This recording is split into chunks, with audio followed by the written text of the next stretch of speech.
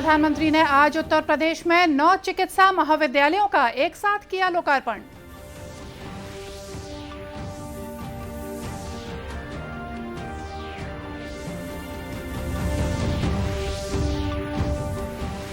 नई दिल्ली में आयोजित विशेष समारोह में 67वें राष्ट्रीय फिल्म पुरस्कार प्रदान किए गए।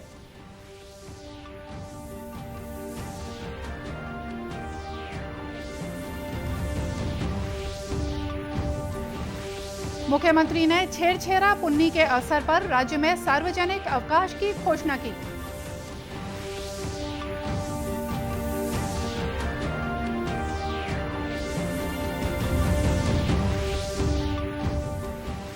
और कोरोना वैक्सीनेशन के प्रति लोगों में जागरूकता लाने के लिए गोपाल शर्मा ने रायपुर से लेकर लद्दाख तक की दूरी मोपेड से अकेले ही तय की।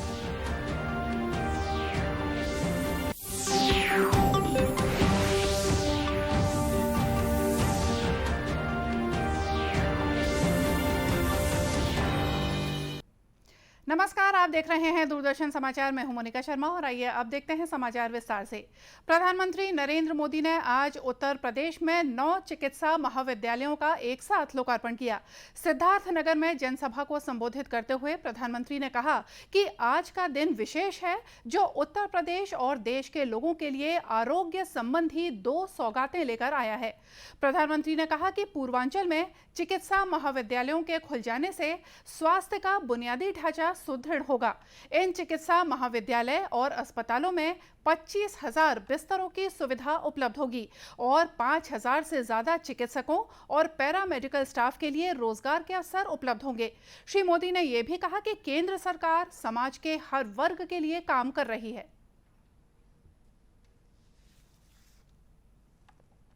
देश के गरीब, दलित, शोषित, वंचित, देश के किसान, गांवों के लोग, छोटे छोटे बच्चों को सीने से लगाए इधर उधर दौड़ रही माताएं, हमारे बुजुर्ग जब स्वास्थ्य की बुनियादी सुविधाओं के लिए सरकार की तरफ देखते थे तो उन्हें निराशा ही हाथ लगती थी। इसी निराशा को मेरे गरीब भाई बहनों ने अपनी नीति मान लिया था।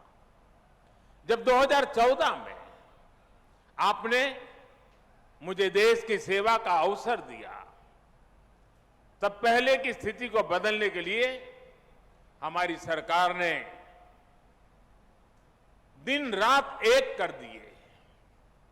जनमानस के कष्ट को समझते हुए, सामान्य मानवी की पीड़ा को समझते हुए, उसके दुख दर्द को साझा करने में हम भागीदार बने। हमने देश के स्वास्थ्य सुविधाओं को सुधारने के लिए, आधुनिकता लाने के लिए एक महायज्ञ शुरू किया, अनेक योजनाएं शुरू की। लेकिन मुझे इस बात का हमेशा अफसोस रहेगा कि यहां पहले जो सरकार थी उसने हमारा साथ नहीं दिया। विकास के कार्यों में वो राजनीति को ले आई, केंद्र की योजनाओं को यहां यूपी में आगे नहीं बढ़ने दिया गया। उत्तर प्रदेश के जिन 9 जिलों में चिकित्सा महाविद्यालय खोले गए हैं, उनमें सिद्धार्थनगर, जौनपुर, फतेहपुर, एटा, हरदोई, गाजीपुर, मिर्जापुर, देवरिया और प्रतापगढ़ शामिल हैं। उपराष्ट्रपति एम वेंकैया नायडू ने आज नई दिल्ली में आयोजित विशेष समारोह में 67वें राष्ट्रीय फिल्म पुरस्कार प्रदान किए। प्रख्यात अभिनेता सुपरस्टार रजनीकांत को भारतीय सिनेमा में उनके उत्कृष्ट योगदान के लिए प्रतिष्ठित दादा साहेब फाल्के पुरस्कार से सम्मानित किया गया।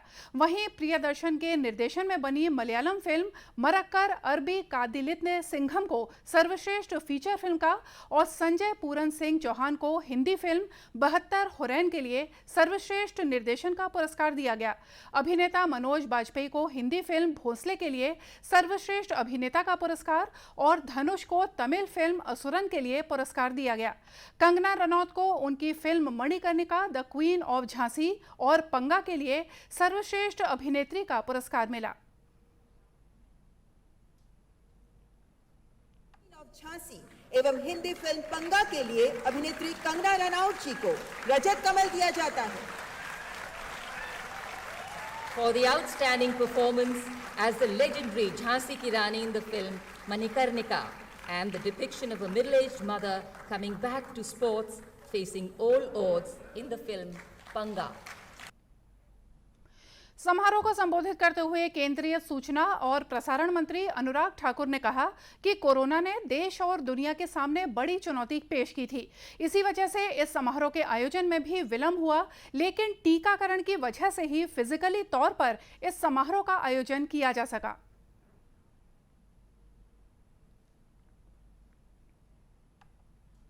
सूचना प्रसारण मंत्रालय के लिए ये बड़े गर्व की बात है कि हम 67वें राष्ट्रीय फिल्म पुरस्कार का आयोजन के साथ साथ सिनेमा का उत्सव भी मना रहे हैं। और शायद बहुत कम ऐसे अवसर होते हैं जब एक साथ सारे सितारे यहाँ पर आते हैं। आप सब आए हैं, मैं आप सबका बहुत बहुत स्वागत, बहुत बहुत अभिनंदन करता हूँ। विशेष तौर पर धन्यवाद करना चाहता हूँ माननीय उपराष्ट्रपति जी का, जिन्होंने अपना कीमती समय देकर आज आप सबको सम्मानित करने का निर्णय भी लिया।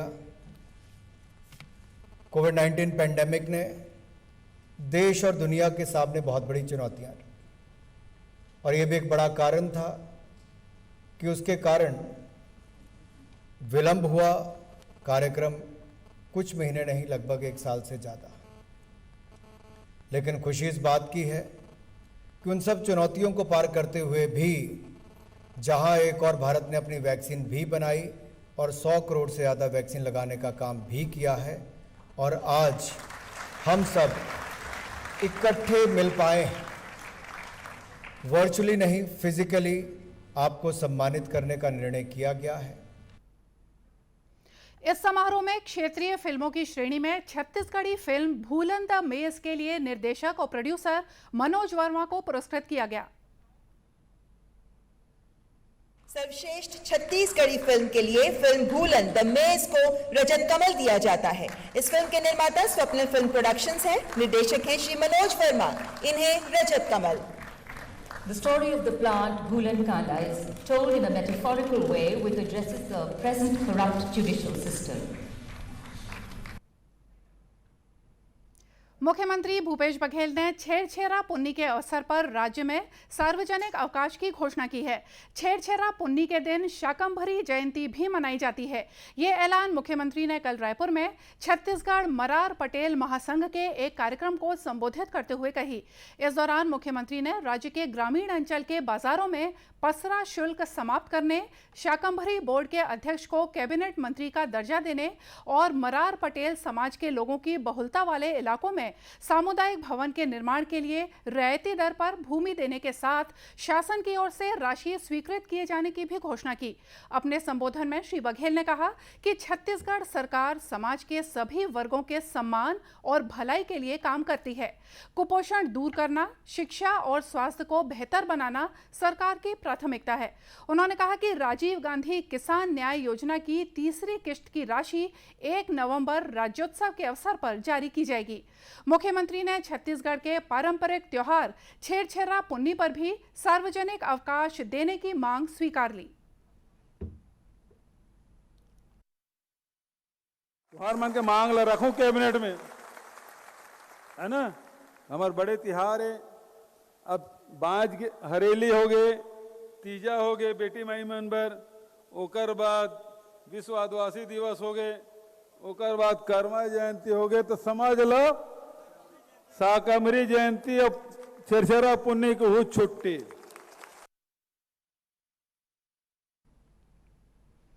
इस समारोह में कृषि और जल संसाधन मंत्री रविंद्र चौबे के साथ कई अन्य जनप्रतिनिधि उपस्थित थे। देश में अब तक 1 अरब 2 करोड़ 31 लाख से ज्यादा कोविड रोधी टीके लगाए जा चुके हैं।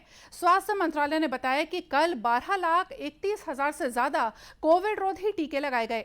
मंत्रालय ने कहा कि पिछले 24 घंटों के दौरान 18,762 कोविड रोगी स्वस्थ हुए हैं और कोविड से स्वस्थ होने की दर 98.18% हो गई है। अब तक 3 करोड़ 35 लाख से ज्यादा रोगी ठीक हो चुके हैं। देश में कल कोविड के 14,000 10,306 नए मरीजों की पुष्टि हुई है। इस समय देश में 1,67,000 लोगों का इलाज चल रहा है। दैनिक संक्रमण दर 1.43% है। मंत्रालय ने कहा कि अब तक देश भर में 60 करोड़ 7 लाख से ज्यादा कोविड नमूनों की जांच की जा चुकी है। केंद्र सरकार ने राज्यों और केंद्र शासित प्रदेशों को 1 अरब 7 करोड़ 22 लाख से ज्यादा कोविड टीके निःशुल्क उपलब्ध कराए हैं। इधर छत्तीसगढ़ में कल रात तक कोरोना संक्रमण के 20 नए मरीजों की पहचान हुई। कल प्रदेश के 21 जिलों में कोरोना का कोई नया मरीज नहीं मिला। वहीं कल की स्थिति में राज्य के 7 जिलों में कोरोना का सक्रिय मरीज नहीं है। कल कोविड संक्रमण से किसी की मौत नहीं हुई। इस समय राज्य में 19 मरीजों का इलाज विभिन्न अस्पतालों या होम आइसोलेशन में चल रहा है। कोरोना वैक्सीनेशन के प्रति लोगों में जागरूकता लाने के उद्देश्य से रायपुर के एक युवा ने मोपेड से रायपुर से लेकर लद्दाख तक की दूरी अकेले ही तय की। रायपुर स्थित अखिल भारतीय आयुर्विज्ञान संस्थान एम्स में कार्यरत जूनियर अकाउंटेंट गोपाल शर्मा ने कोरोना टीकाकरण के प्रति लोगों को जागरूक करने के लिए करीब 1 महीने में ये दुर्गम दूरी तय की। उन्होंने कहा कि ये सफर तय करने में मुश्किलें तो काफी आईं, लेकिन उनका हौसला कम नहीं हुआ। दूरदर्शन समाचार से बात करते हुए उन्होंने अपनी यात्रा के अनुभव साझा किए। परेशानियाँ तो बहुत हुई क्योंकि ये 1 महीने की राइड थी और इस मोपेड पे थी, तो परेशानियाँ तो होनी थी लद्दाख जैसे रोड पर। और 4,600 किलोमीटर में मुझे ऐसी परेशानियाँ हुई, जैसे मनाली में मेरी पिछले टायर का जो है स्पोक टूट गए थे 10-12, और पूरे मनाली वाले जो रीजन है पहाड़ी क्षेत्र, वहाँ पर कहीं पर भी इस गाड़ी का रिम या फिर स्पोक तो मिलते हैं नहीं। तो दिल्ली से मुझे कैसे करके अरेंज करना पड़ा, तो दिल्ली से मिल गई। फिर कुछ जगह ऐसी आई, जैसे चांगला पास करके एक जगह है लद्दाख में, मतलब 18,000 फीट के आसपास है वो। वहाँ पर मतलब रोड वोड कुछ नहीं है और ऑक्सीजन की कमी, बर्फबारी। इस बीच मुझे सीधी चढ़ाई पे 7 किलोमीटर इस गाड़ी को धक्का देना पड़ा। तो ऐसे बहुत सारे तकलीफ़ें आई थी। ऑक्सीजन की कमी एक बहुत बड़ा इशू था। गोपाल शर्मा ने बताया कि सरकार तो लोगों को कोरोना वैक्सीन के प्रति जागरूक कर ही रही है, लेकिन इसके बावजूद लोगों के मन में टीकाकरण को लेकर व्याप्त भ्रांतियों को दूर करना बहुत जरूरी है। सरकार तो अपने स्तर पर कर रही है, लेकिन आपने देखा होगा कि बहुत सारी भ्रांतियां हैं वैक्सीनेशन के लिए। कई सारी भ्रांतियां लोगों के अंदर चल रही हैं, तो उन भ्रांतियों को दूर करने के लिए मैंने ये राइड चुनी और इस मोपेड को चुना। इस वाहन को चुनने के पीछे एक रीज़न ये था कि लद्दाख में आज तक इस गाड़ी को किसी ने लेकर के नहीं गए हैं और ये गाड़ी एक आकर्षण का केंद्र थी। और साथ में हमारे देश के तिरंगा जो था वो भी बहुत बड़ा आकर्षण था। तो जैसे ही लोग मुझसे कुछ पूछते तो मैं उनसे सीधे जो है वैक्सीनेशन पर बात करता। तो ये पूरा एक घटनाक्रम हुआ था। गोपाल शर्मा ने बताया कि मोपेड से इस दुर्गम यात्रा में निकलने से पहले उन्होंने 3 महीने तक मैकेनिक का काम भी सीखा था। रास्ते में जगह जगह रुककर लोगों को वैक्सीनेशन के फायदे भी उन्होंने समझाए।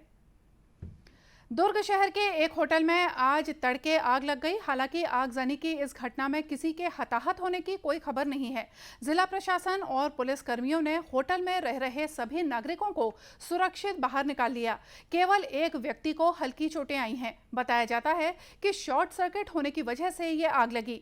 बीएसपी के डिप्टी फायर अफसर SR सोनटके ने बताया कि करीब 2 घंटे की मशक्कत के बाद आग पर काबू पा लिया गया। तो लगभग 2-2.5 घंटे के कड़ी मशक्कत के बाद आग को पूरी तरह से काबू पाया गया है। सबसे महत्वपूर्ण बात है कि इसमें कोई जनहानि हुई नहीं है और कैजुअलिटीज़ थी, उसमें लोग फंसे हुए थे।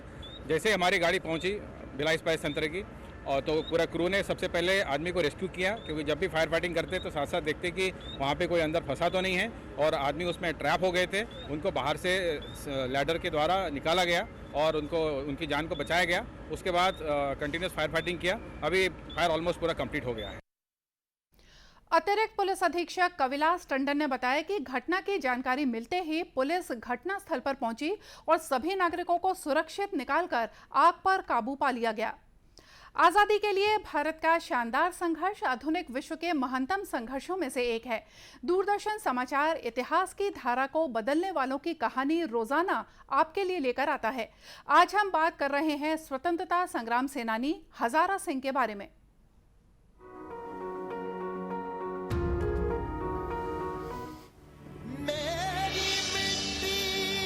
25 अक्टूबर स्वाधीनता सेनानी हजारा सिंह की पुण्यतिथि है। ब्रिटिश साम्राज्य के विरुद्ध जंग छेड़ने के आरोप में उन्हें 25 अक्टूबर 1944 को लाल किले में मृत्यु दंड दिया गया। हजारा सिंह पंजाब के होशियारपुर जिले के झांगिलाना गांव के निवासी थे। वे ब्रिटिश भारतीय सेना की पंजाब रेजिमेंट में तैनात थे। जब आजाद हिंद फौज के नेता के रूप में सुभाष चंद्र बोस ने ब्रिटिश साम्राज्य के विरुद्ध युद्ध का बिगुल फूंका, तो हजारा सिंह भी आजाद हिंद फौज में शामिल हो गए। वे 3री गुरिल्ला रेजिमेंट में हवलदार रहे। हजारा सिंह ने बर्मा युद्ध में भाग लिया, जहां उन्हें अंग्रेजों ने पकड़ लिया। देश स्वाधीनता आंदोलन में हजारा सिंह जैसे बहादुर जवानों की निस्वार्थ सेवा का सदैव ऋणी रहेगा। और इसी के साथ ये समाचार बुलेटिन यहीं समाप्त हुआ। नमस्कार।